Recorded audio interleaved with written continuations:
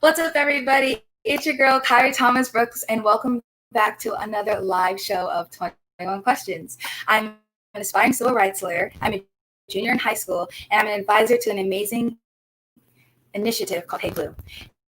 Hey Blue has been facilitating meaningful connections between community members and police officers for about 2 years now. Here on 21 Questions, we bring police officers from around the nation to sit down and have tough conversations about today's society. Without further ado, I would like to introduce our next guest, Lieutenant Varriano from the NYPD. Lieutenant, are you there? Hello, hello, hello. Hi. How are you? Thank you for joining us. I'm good. How are you? I'm doing great. I'm doing great. Nice to finally see you. Right. Okay, Lieutenant. So do you mind telling us a little bit about yourself? Yes, so I'm 37 years old. I've been on the NYPD since I'm 21. I was a police officer in Staten Island for 5.5 years. I got promoted to sergeant. I became an anti-crime sergeant in Coney Island for 2 years. I got promoted to lieutenant in 2013, and I've been the special operations lieutenant in PSA 1 also in Coney Island since then. PSA 1 stands for Police Service Area. Each borough has a different police service area. We cover housing developments. You know, some people say projects. We say housing developments. So any housing development in Brooklyn South, I cover. So Coney Island, Red Hook, Canarsie, Wyckoff, Gowanus, Sheepshead Nostrand, all those buildings, 90,000 residents, we cover. I'm also a mentor. I have 3 mentees your age. I'm a member of the NYPD boxing team. I have a non-for-profit organization for inner city kids. I also have about 10 explorers, which are kids 13 to 20 years old. We show them how to box. We check up on their teachers, make sure they're doing good in school. We just do so many things. It's sometimes it's overwhelming. I need to just sit back like, oh, all right, let's read. Let's calm down for 5 minutes. But I just always want to get so much done because I'm so determined to change the way things are because they're going like this. So it's up to people like me and you to come back the other way. Now, did you grow up in New York? Yeah, so I was born in Harlem.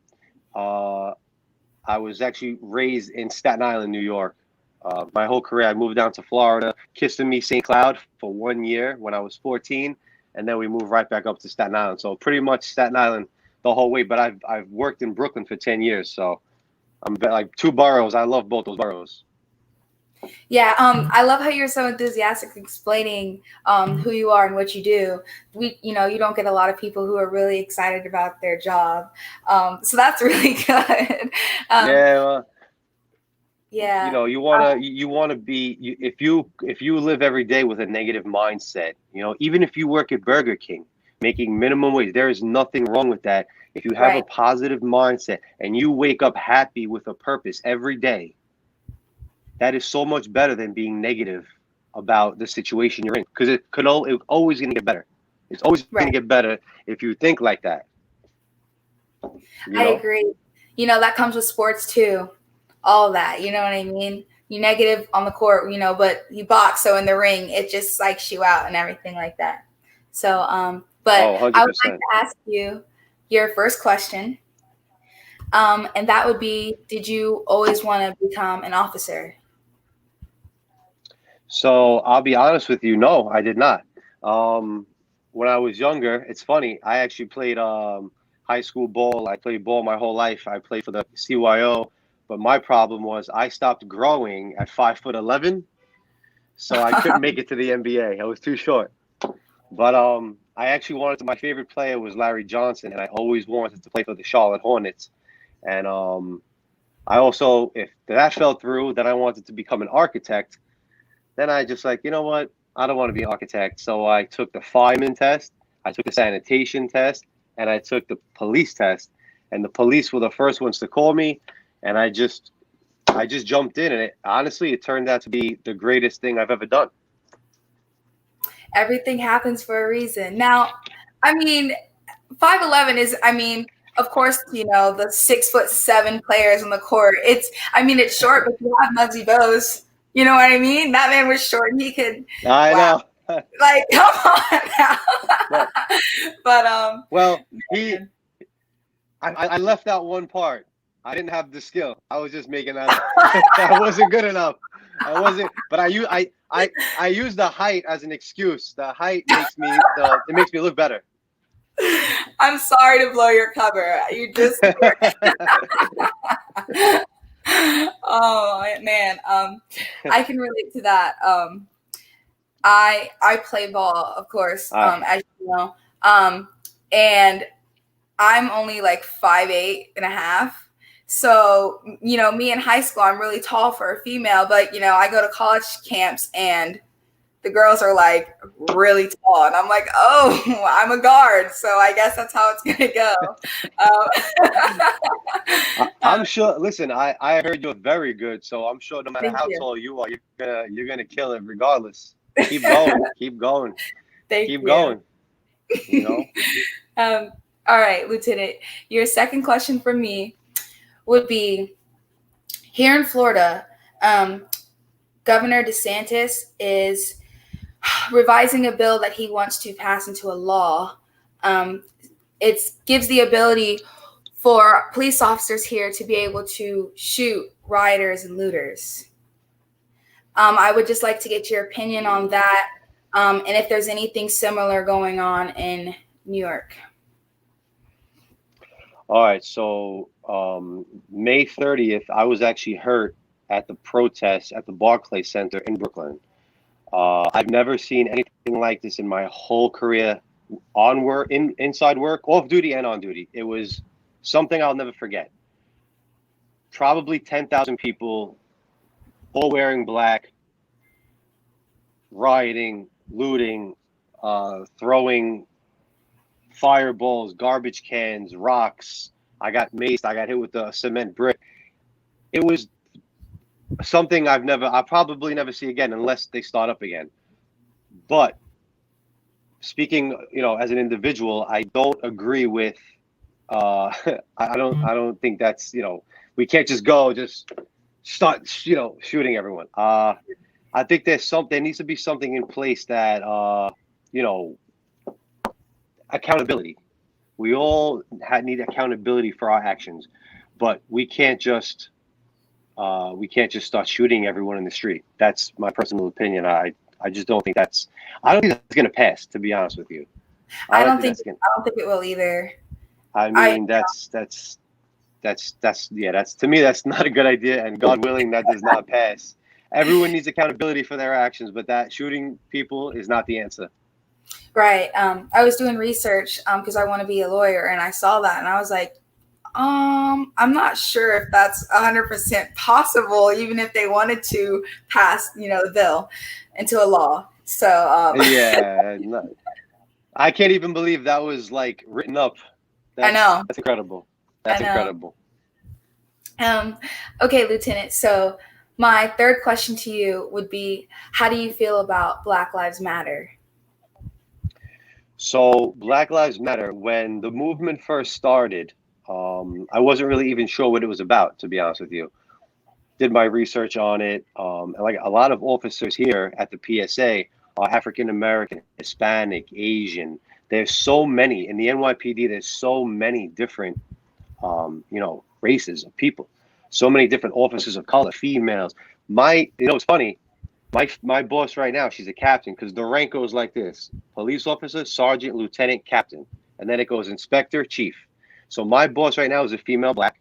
My last boss was a female black, and my third to last boss was a female black. Yes. So it's the department, and you know what? And they were all amazing people, and the job is really growing as a unit. I think it's a great thing. Like I said, everything in moderation. I think if Black Lives Matter does things the right way, like they are doing, that, you know, I was on their website last week, and they're doing everything according to the way it should be done. They're getting the laws written. They're voting. So I think it's a beautiful thing, and they should keep going. They should keep going. Now, this isn't a question that I have in place. It's just a side question. Do you your views about it? Does it sometimes affect the workplace? Like if you speak out on it, does it bring conflict, or is everyone pretty much just chill about it? I'll be honest with you. In my I can speak on behalf of my precinct. Everyone is just chill about it because when it really started. And of course, everything started to come to a head with George Floyd. That's when there was always little things. Back in 2012, I think it was Trayvon, then it was Mike Brown. There's so many incidents, right? But when the water really rose out of the pot, it was with George Floyd, and that's when BLM said we have to do something. You know what I'm saying? So in my precinct, which is majority Hispanic and African American, everybody, we see somebody wearing a BLM shirt. There's no hate. There's hey, how are you? How's everything? That we have to create that because and that's just like somebody wearing a MAGA hat. Even if you don't like Donald Trump, you still hey, how are you? And just keep it pushing. Right. You don't. Right. This is never good, and it's never going to get us anywhere. Right. I agree. My fourth question to you, Lieutenant, is if there is a law that you could change, any law at all, what would it be and why? Oh, wow. That's actually a really good question. Any law? Wow.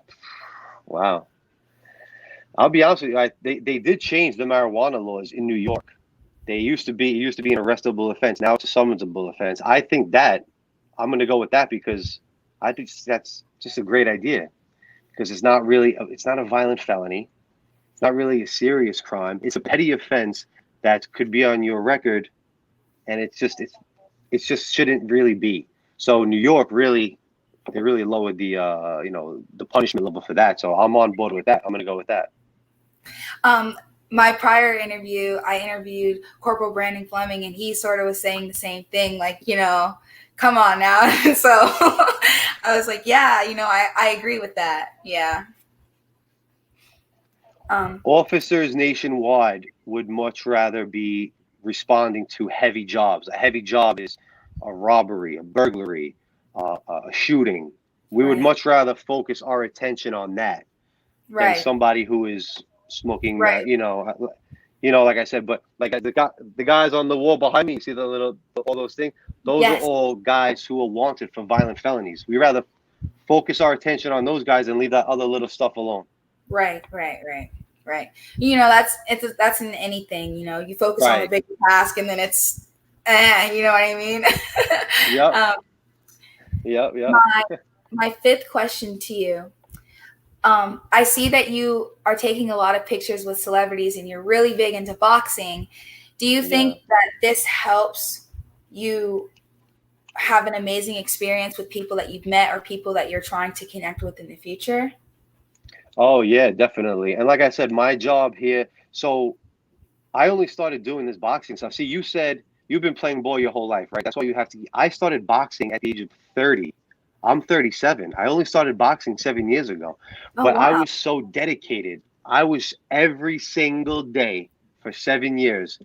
I was boxing. I was obsessed. And now I have 10 fights. I fought 10 times. And I met Cardi B, 50 Cent, Casanova, every member of Wu-Tang. They're from Staten Island. I know them very well. Just so many people that I've met. And I want to one day, hopefully, even if I retire, this should be on a global scale what we're doing. We're trying to connect people.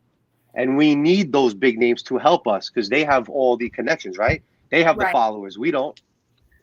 So hopefully one day, one of them will listen to us and we could all sit down and try to fix it instead of butting heads. We could talk and fix it. I agree. So absolutely, yes, 100%. I agree. I always 100%. Say that too. Like, you have these really big celebrities and a lot of them, they do come back and they do a lot for the community. But, they've got the world's attention, they speak and it's like everybody is just on it, like then and there. You know what I mean? If they were pushing so hard for one thing, it's going to become a trend and everyone's going to jump on. So yeah. Yeah, no, definitely, definitely. Okay, my sixth question to you would be, how do you feel about all of the police brutality going on in the United States? I know you had mentioned about the consequences to your actions. So Yeah. So I'll be honest with you, the NYPD, I could speak on behalf of them. They take that seriously.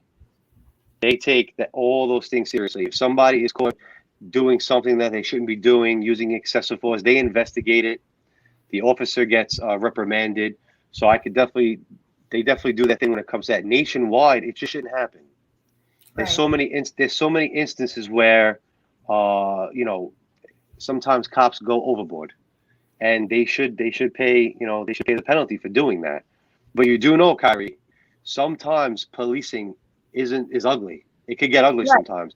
right, I've seen I've seen guys, bigger than me. I mean, big, and sometimes you need more than two cops to handcuff him. Sometimes right, you need four, five, six, and especially if they're high on something. So sometimes it's not pretty, but there needs to be laws and regulations and rules in place that we abide by. And if we step over those, we have to pay. That's right. why everything needs to be just like that. So I agree, definitely. That's the Consequences for your best actions answer. at all times. That's the best answer Yeah, that I could get. That was an amazing way to yeah, break it down. So all the other officers that I've interviewed so far, they've said pretty much the same thing. You just took all of it and just summed it up into one big thing. But all of them, they do say that there's laws that we have to abide by too, and when we overstep, there's yeah. consequences. A Yeah. hundred percent. A hundred So percent. my seventh question for you, Lieutenant, would be that I see all the tattoos on your arms and I like them. Um, do people Thank you, thank you. do people find you having tattoos in the workforce, in the workplace, unprofessional? So it's funny because one of the rules we have is if you were hired January 2007 after, you have to cover them. I was hired January 2005, so I don't have to cover them. Right. But Okay. it's funny because sometimes I feel discriminated against because people, oh, those nasty you look at what you did. And Right. little do they know that I'm probably one of the nicest guys they're ever going to meet. Right. So you're judging me on my appearance. You're Right. judging me on my appearance, and you have no idea like how I am as a person. Right. But I'll be honest with you, 95% of people like them like you do. Yeah. So it's good. I It's good. a lot of people, nowadays, because I'm almost a senior. I'll be senior next year, and I've got tattoos on my arms, and I don't know if I can like go into here and go into this because I'm not sure. And I'm like, guys, it's like 2020. You know what I mean? Like, come Oh, on, everybody has tattoos. It's not a problem. Like, you're not gonna, but then you get the arrogant people and the ignorant people, and it's to judge a oh, book by its and cover. So they're all over the place. But one thing I could tell you, and you could tell all your friends this, because I do have, my child, I have everything. Before you get it, ask yourself at the age of 17, 18, 19, would you still want that tattoo when you're married with kids at the age of 35? If you could say, I'm going to look down and say, I still love it no matter what my situation, then get it. If you have to question, oh, why did I get this 20 years ago? Then don't get it. You have to love it, love it, love it. You don't have to like it. You have to love it, and then you get it. That's it. right. That's what everyone tells me, because I was telling my dad, I was begging him, can I get a tattoo? He's like, look, you better like it. No, you better not. Because if you don't like it, I don't know what to tell you. He's like, it stays on you forever. So it better be something that you're He's gonna love he's and right. want He's people to see. You know what I mean? So um he's my so right. He's spot on. He's spot on. my eighth question for you, Lieutenant. Yeah, question 7. Okay, question 8. um, how do you think the mental health of police officers may affect their interactions with the youth and community members? I think big time. 2000 and I think it was 18 we had, I think, 13 police officers in the NYPD kill themselves. 13, that's more than one a month. Mental health is huge, and that's why me and my friend Joel, who's a police officer in Staten Island, we started up a fitness business, and it's called Finest Fitness. I'll request you on Instagram. We promote physical fitness. We want to promote mental health through physical fitness. You box, you know how it is. When you hit those pads, boom, boom, boom, and you sweat, you feel better. Right. Endorphin, right? It all just leaves. Right, right. That anger, all of that, you're putting it into something no else. more stress, right? Yes. Boxing saved my life. I feel like boxing can save lives, and that's why we started up this business for cops, for civilians. Come take your frustrations out on us. Relieve that stress. Everyone's under financial stress, work stress, family stress. Come work out with us, beat us up, and just and be mentally sound, because police officers need to be mentally sound for the adolescents, for the elder. We need to have a good frame of mind at all times. Right. Right. I agree. Because I know when I used to box, I'm just hitting the punching bag and I'm like, yeah, you know what I mean? It just like releases everything, especially with basketball, playing, driving, being able to hit somebody else, whether the ref sees it or not. But yeah. I'm not playing. I was gonna say, when you come up, we'll have a one-on-one. But if you're gonna check me when I go in the paint, I'm not playing. My mom and dad, they always used to tell me, they're like, if the ref doesn't see it, it didn't happen. Then it didn't happen. It didn't happen. So I lived by that since I was like 7 or 8. I'm like, yeah, all right. So that's right. That's right. That's how you do it. Okay, Lieutenant. Question 9 would be, everyone carries biases and prejudice, around. They tend to judge people by how they look, how they dress, how they walk, how they talk, how they act. Do you feel like you have ever accidentally used or, sort of reached into that comfortability bag during a scene that you arrived to or dealing with people that you've never met before? Do you think it has affected your policing in any way? So I could honestly say no, because see, where I'm from in Staten Island, everybody thinks when they think of Staten Island, they think of Jersey Shore. And it's funny because that's only like a small part of the island. The North Shore of Staten Island is very diverse. And where I'm from, right across the street where my cousins lived, was the South Beach Houses, AKA, the project. I grew up around Black people, Spanish people. That's who all I hung out with from the age of 13. So I never really had that. So on this job, and that's why I wanted to show you. I was going to put my uniform on. I was telling John, but I wanted to show you, this is me.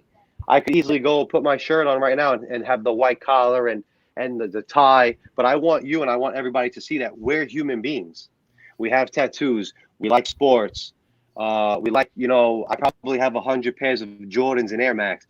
We are human beings, We really, honestly, like, we're human beings. So I've never really walked into a situation biased. I would tell you, I really never did. To me, everyone's a human being, and it's always been like that. But you're right. You are right, though. A lot of people do, a lot of people, unfortunately, dipped into that bag and, and unfortunately, that's what we need to try to make that to a minimum in this world.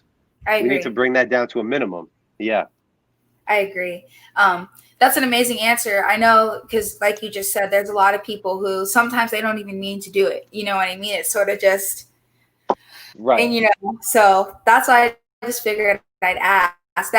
That's really great. We're not just police officers, firemen, firewomen, everyone in every career field, needs to have that outlook. You know what I mean? Like a clean slate. So. Right. No, you're right, 100%. Would be, what is one of the worst scenes that you have responded to? Oh, wow. I'll be honest with you, the worst scene that I responded to, I'm gonna have to say, was the riots, but let's do 911 calls. The worst 911 call that I responded. Well, I actually saw it was actually on Jersey Street in Staten Island.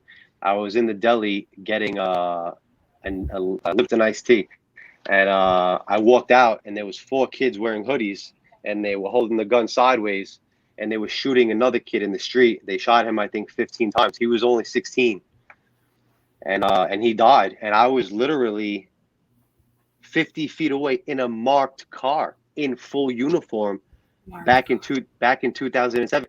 And so I threw it, and I started running, and I chased him all the way up the hill. And my female partner, who is now my sister-in-law, we chased him. Yeah, we chased them, but they ended up getting away. They were jumping over fences, but eventually they were all captured. But that kid died. Yeah. So that was probably the worst thing that I've seen. I've seen another kid get stabbed to death, but the shooting, they just shot him so many times, and he was a young kid. What was going through your head? Were you scared? Were you in shock? So at first, now picture you go into a deli. It's like 80 degrees out, beautiful. All you want is a little bit of iced tea, right? And then you walk outside and you hear pop, pop, pop, pop, pop, pop. I thought it was fireworks because I'm like, there's no way there's a shooting right there when my car is right here. It's a marked NYPD car. Right. They just hoodie up and just came out and just started shooting. I said, wow, this is amazing. And then I threw my drink and I started chasing them, and they tucked their guns and they just ran up the hill behind houses. And then eventually we got aviation, we got canine, and they ended up grabbing all four of them. But that's the worst thing that I've seen. It was just we were so close. We were right there. So it was like, wow. Sometimes people, don't think, sometimes they just, and now their whole life is ruined. For what? Right. That's absurd. I honestly don't know what I would have done in that situation. Like, are you kidding me? I'd be like, I was just trying to, that's so weird that like how it happens. I'd just be like, what? Like my brain. I'm not gonna lie, like a lot of people don't think officers get scared. Of course I'm scared. I've never been in a gunfight. I'm trained, I'm trained on how to use my firearm, but I've never actually been engaged in a gunfight. So I thought it was gonna happen. I said, oh wow, here we go. I have 2 years on the job. Here we go. Thank God that they didn't shoot at me and they just ran off. Right. Thank God. Right. Thank God. So that was the worst thing I've ever seen. Yeah. Well, I don't know. I applaud you for that, because I think, of course, you're going to walk away from that a little, timid, a little not really scarred because you love your job, but it's something that you're always going to remember. Yeah, and I learned from it too. So now if that ever happens again, okay, I'm used to that now. I've seen it before. Right. So Goodness. Yep. You guys see some pretty crazy stuff. Oh my gosh. I'm sure as an attorney, I'm going to see some pretty crazy stuff, some pretty, crazy cases. I interned with Crutchfield, Wilson, and Piles over the summer, and, I can't disclose, but some of those, like, when I'm sitting there, I'm just thinking, what? Like, who, like, I don't even know, you know what I mean? I'm like, well. I know, I could imagine. I could imagine. So, okay, Lieutenant. That's it for my 10 questions. We're gonna have a short word from our sponsors, and then you're gonna go ahead and shoot your 10 questions at me. Awesome. Which I'm prepared for. I'm ready. I'd like to say thank you to Center State Bank, Exceed Concierge, Ben & Jerry's, and the Birdie Eco School. Thank you guys so much for supporting this and making this a possibility. Oh, and the Big Brothers and Big Sisters of Flint. Thank you guys too.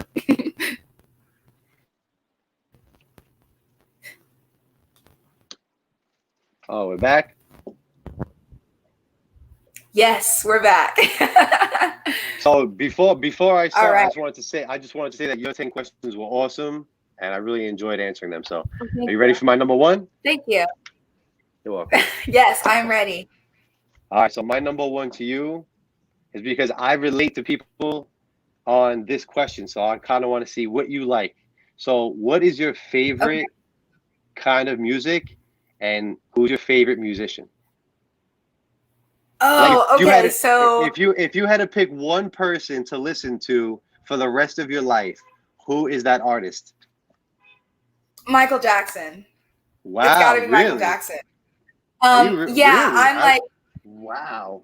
growing up. My I really wasn't. I mean, I was allowed to listen to Prince, but like Prince was really never played. I asked my dad that the other day, and he goes, "Cause Prince is a little, you know." I said, "Okay," but Michael Jackson was played a lot.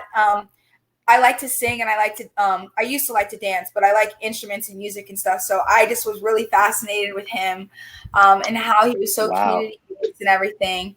Um, my favorite type of music probably has to be pop, but I don't really like today. I mean, I like today's music. It depends on the artist. But Right. alternative, huge Panic at the Disco fan, and a lot of Wow, people really? are you like rock /, alternative, like you don't seem like that type of person. I'm like, oh yeah, my mom is so tired of it. Like I'm playing in a car, she's like, Kyrie, this is the 8th time I've heard this song. I'm tired of it. Turn it off. I can't So believe Michael Jackson. That's so before your time. That's even actually a little like I grew up on Michael Jackson. That's like a little bit before me because he was popping up in the 80s and I was born in 83. But yeah. Smooth Criminal, Man in the Mirror, those are all my songs. I love, and when he died in 2009, I cried. I I was like, oh my God, Mike, no, Mike, no. I had the Michael Jackson experience in the Wii. I think my mom bought it for me for Christmas or something. And literally every day I was just on that game playing. I just loved his music. And then when I figured out that he had died, because my mom has bought me his movie, the This Is It, the one that he was like filming, Yes.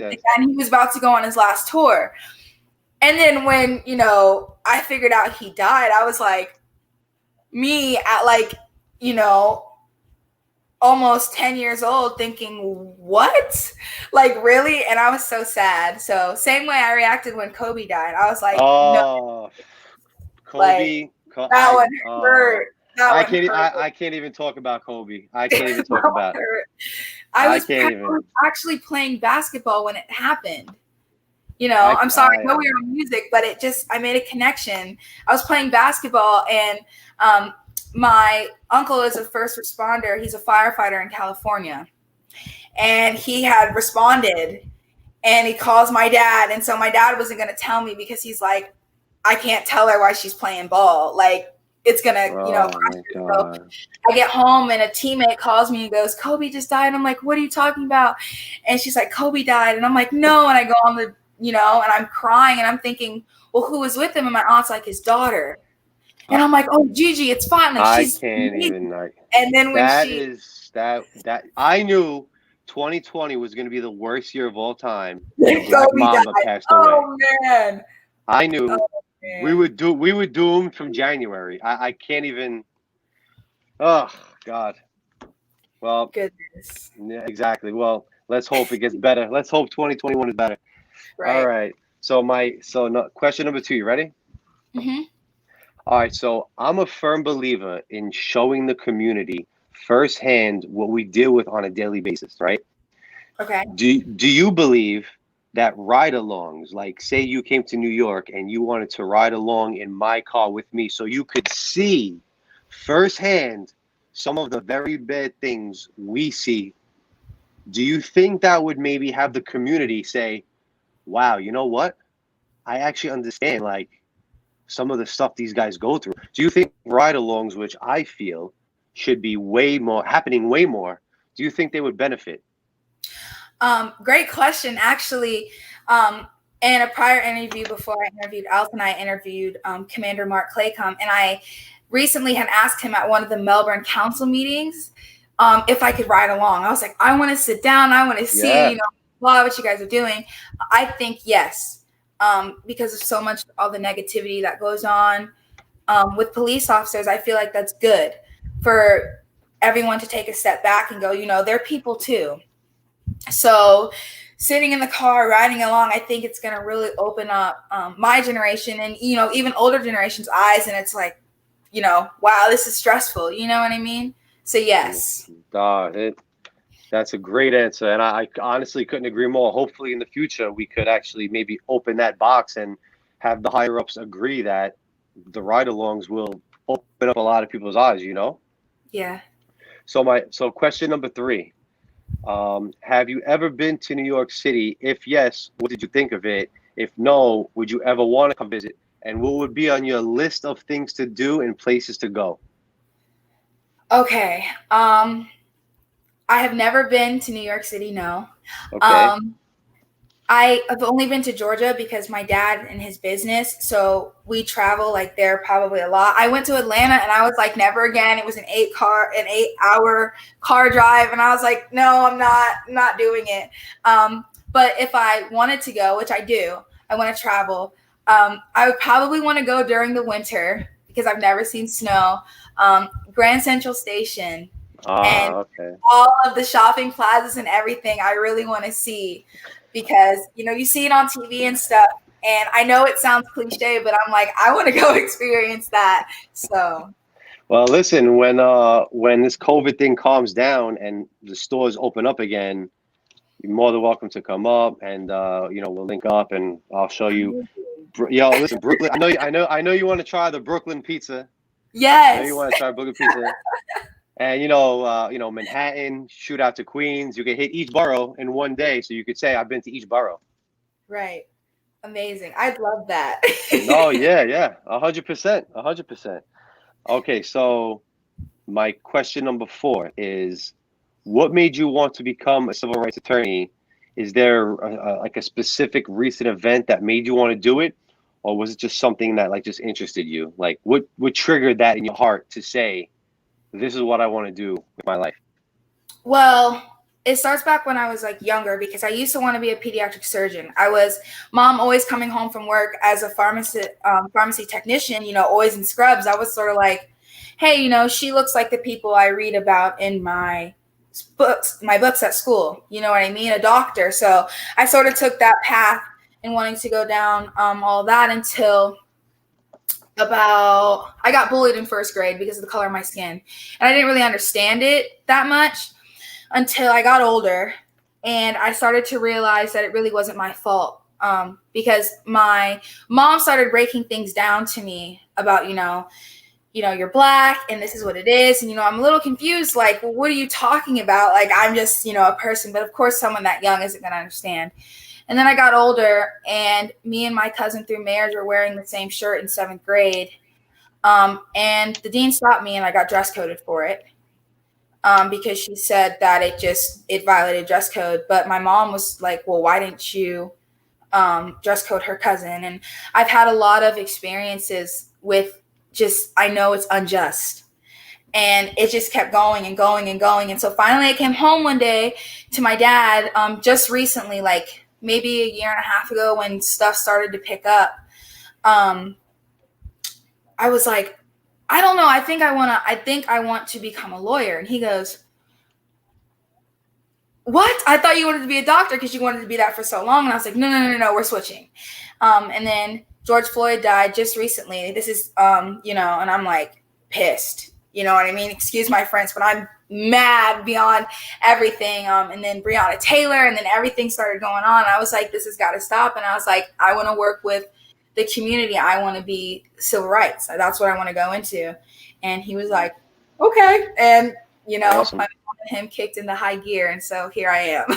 No, and that's awesome. And you got to keep going now. Don't stop until the dream is complete. Thank you. All right. So let's get to question number, this is 5, right? All right. So what do you feel about, we call them 250s in New York, stop, question, and frisk group, like stop, question, frisk. What do you think about that law? Do you know anything about that? No, if you could explain, that would be great. So basically in New York City, right? They're called UF 250s. They're a report that you can stop, question, and frisk somebody based upon if you believe that they are reasonably about to commit a crime, if you believe that they did just commit a crime, right? Okay. So as far as like stopping a specific person and questioning them, do you think that specific tool is beneficial, or do you think that that tool should be just not used at all as far as policing goes? Great question. I think, honestly, I think it's valuable because, there really are white, black, Hispanic, Asian, it doesn't matter. There's a lot of things that you can catch and be like, oh yeah, you're most definitely about to commit a crime. But being a young black female, speaking from my experience, that's a little, because if someone were to call or say that they saw a male in red shorts and a black shirt, robbing a store, and I just so happen, or, a guy friend of mine just so happens to be wearing, red shorts and a black shirt, it's like, okay, well, we got a call instead, and then it's all this stuff, reasonable doubt, and it's like, you know what I mean? I think it can be a little more thorough. Right. I think it's valuable, but I also think it's risky at the same time. So you're saying if the proper, the proper tools are put into place to make it work, then Yes. it could work. It just can't be it can't be so broad. Yeah. Perfect. Because that's exactly how I feel. Good. So next question here, they go up to question 6. I know you're going to like this one because I know a lot of young people love social media. Actually, just like I do. I love social media too. But my question here is this. Do you feel this young generation, right? Let's just say 15 to 25, right? Where social media is so popular and it's widely used as like a news outlet. Do you think that that's good or bad as far as disseminating information? Because you do know a lot of times, and sometimes it's true, sometimes it's false, they will only show the second half of a clip. And now you have an entire nation mad at, P.O. Jones from the California Police Department for doing something that you saw when you didn't really see what initiated the stop, what initiated his actions. And that causes animosity, and it causes the separation of the unity that we should have. Do you feel social media should have its restrictions on what they post as far as cases that are going to trial? Because we should be looking at the evidence, the court documents. Facebook and Instagram shouldn't dictate who is right and wrong in the situation. Because a lot of times when the truth comes to light, it's a different story. So how do you feel about that? Social media, how do you feel about it? I have to say that I honestly, although I love it, I can connect with my friends easily. There are a lot of memes that I'm just laughing at it on TikTok all day. I love memes all day long. I love memes. Disregarding all that stuff, I think it's really negative. But, in the Constitution, you have the First Amendment and, slander and all of that. It's not right if I'm talking about cyberbullying, or if someone posts something and then you post it and then people are, talking trash. But politics, it's fair game under the First Amendment. So I think that's hard because you can have a whole group of people's opinion, persuaded just by someone showing half a clip of something, and there goes a vote, or there for a law, a bill, anything, you know what I mean? So I think that needs to change. So I agree with you when you were talking about there's a lot of negative. I think it should go for a lot of things because it gets ugly. It gets ugly really fast, and there's a lot of things that they show that it's, like, come on, like show the whole thing, show it really happened. But these news producers and companies, of course it's going to bring them, money and income for people viewing. So they're going to clip it however they need to. Exactly. To get their way. So, yes.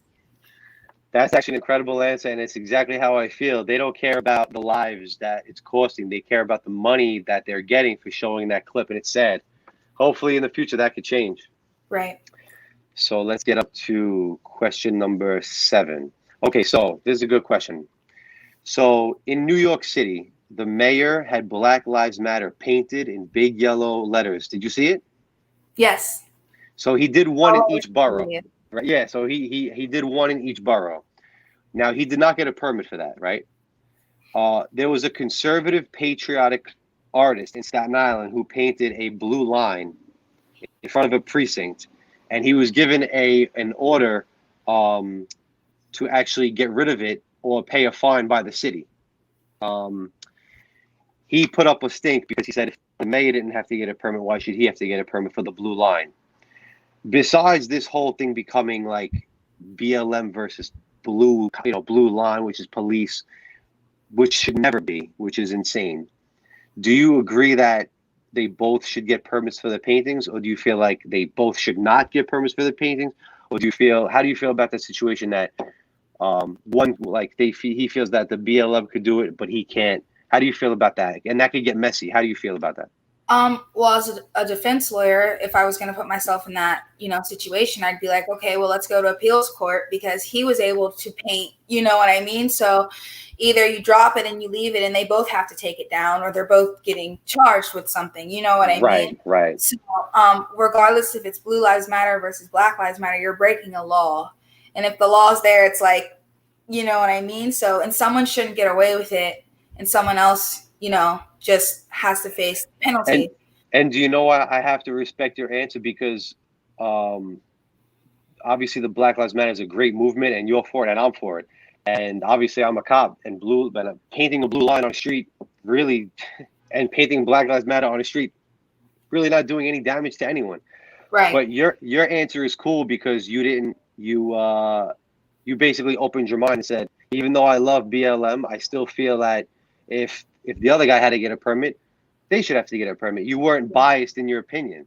And that's why you're going to get far in life, because you're not biased in your opinion. No, and I would say this even, talking to you on the telephone, because you have such an open mind and you're like, no, I'm all for Black Lives Matter and I'm all for blue lives, right? But if you guys are going to do that, you have to do it the right way. And that's why you're going to go extremely far, because you're not letting anything make you think differently. You think for yourself, and you're like, nope, what's right is right. What's wrong is wrong. And what's wrong is wrong. Right. And it's actually astonishing that you're only 17, because you think much more mature for a 17-year-old. So that's awesome. Awesome answer. No, awesome answer. So, okay. So question number 8, right? Okay. So do you believe in defunding the police?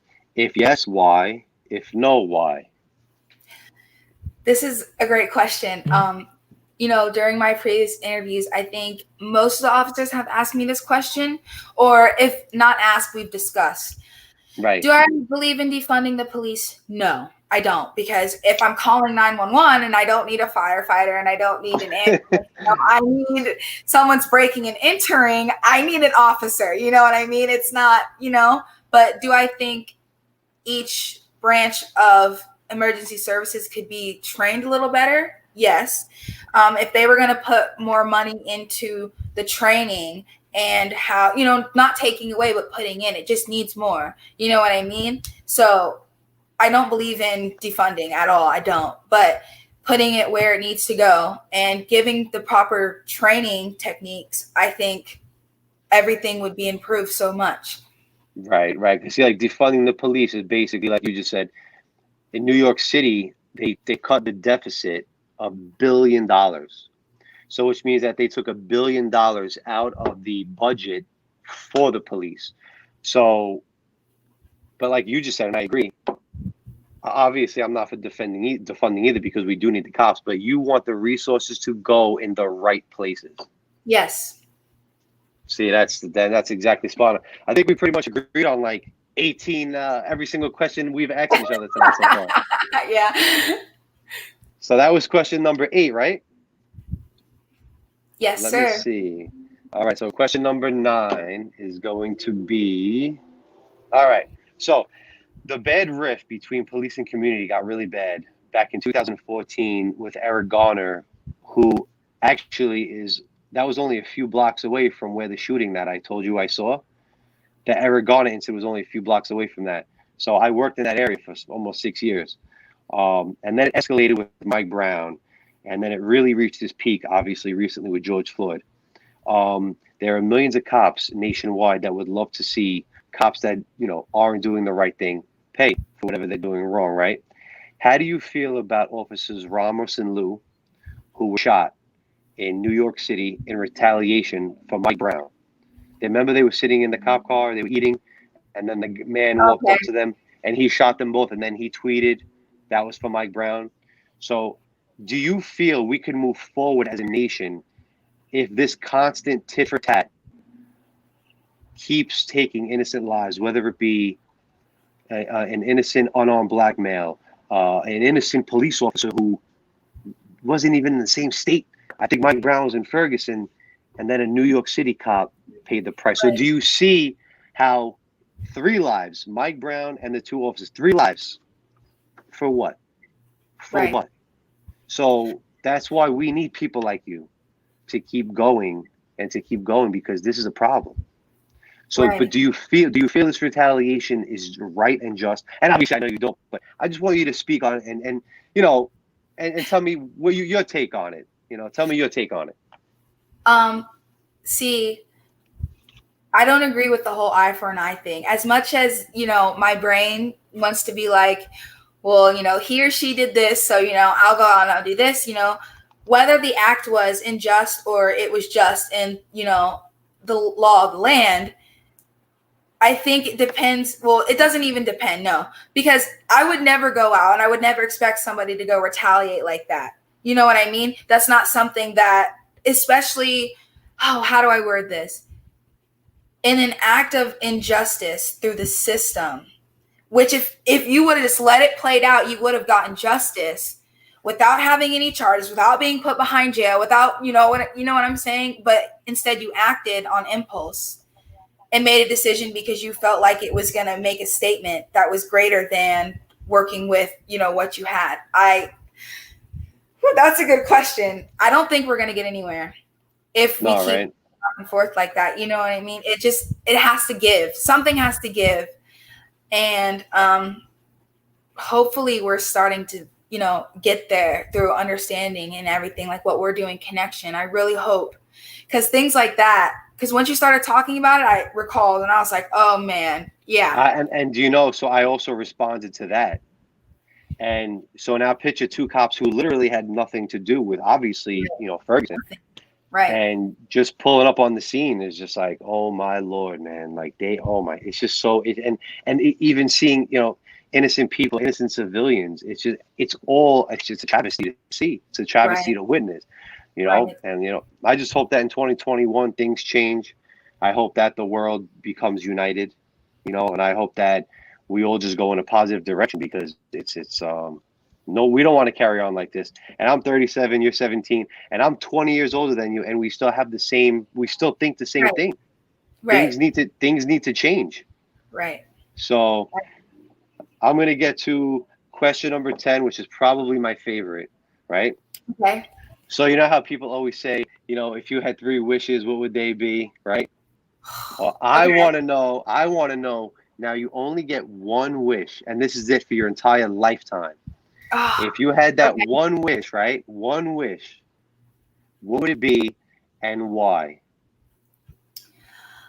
Oh my gosh. Okay. Well, I owed you a difficult question because you hit me with a few of them, so I had to give you one really difficult question.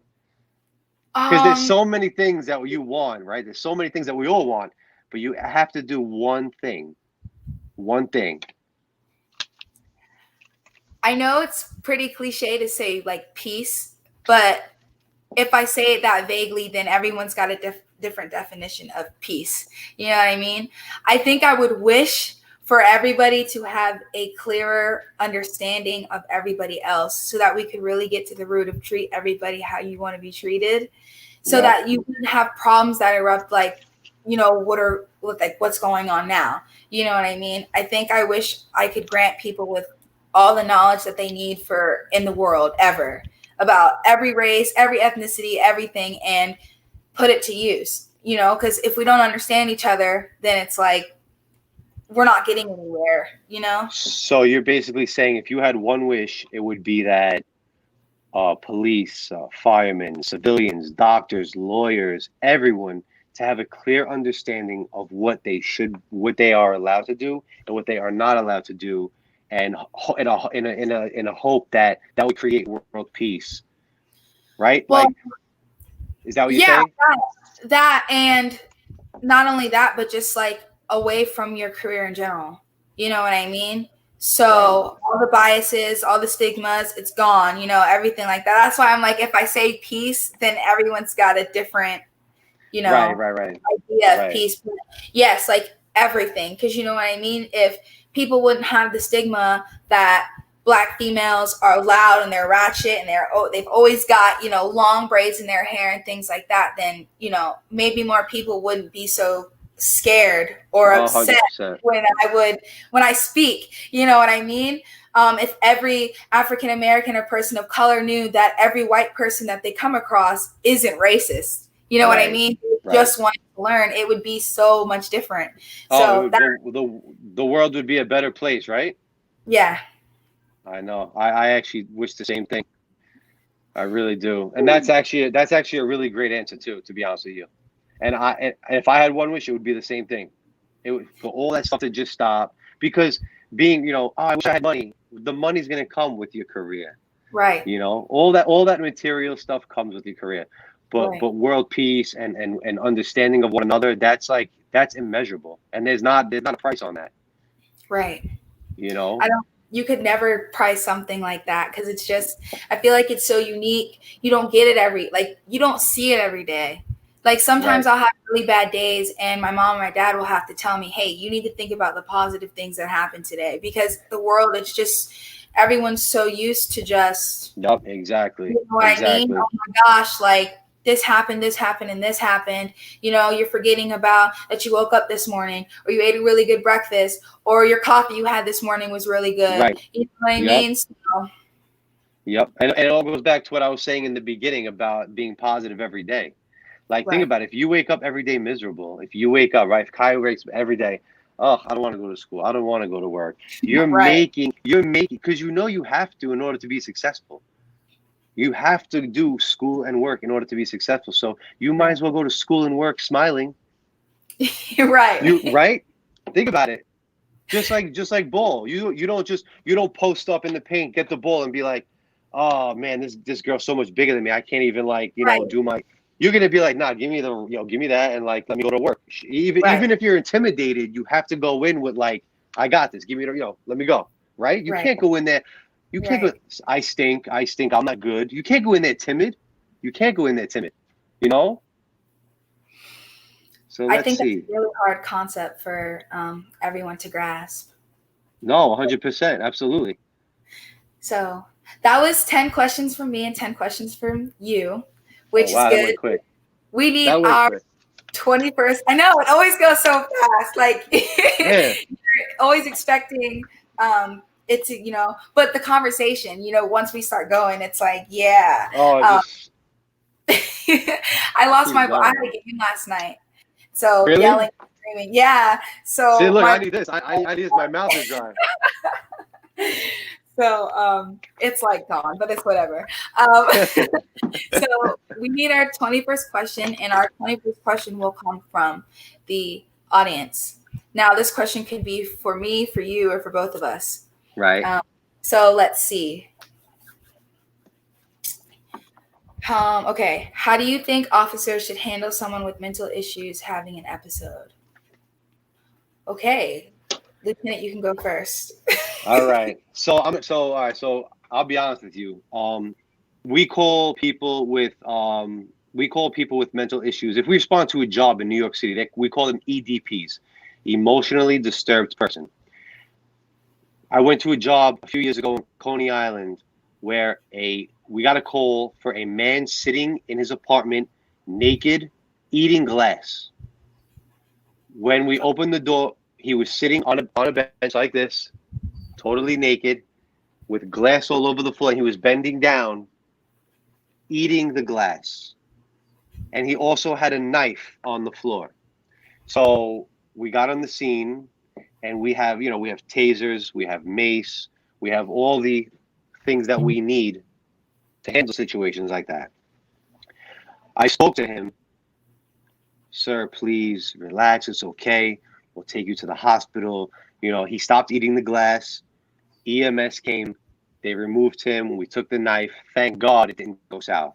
But Right. sometimes sometimes that could have easily went south, Kyrie. The minute he saw the cops, he could have bent down, picked up the knife, and lunged at us. Yeah. Now we have to use deadly force, right? We have to, because he could stab us. He could stab us. So we have to use deadly force. Mental issues should be handled by cops and professionals. If they want to start sending professionals to those jobs first to assess the situation and then call us, that's cool.